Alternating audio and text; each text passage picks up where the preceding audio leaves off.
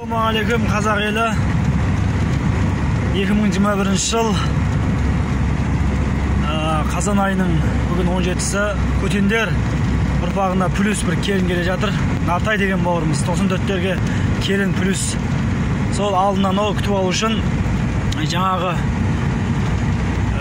майшамен паром көпірдің аузына бара жатым өзім.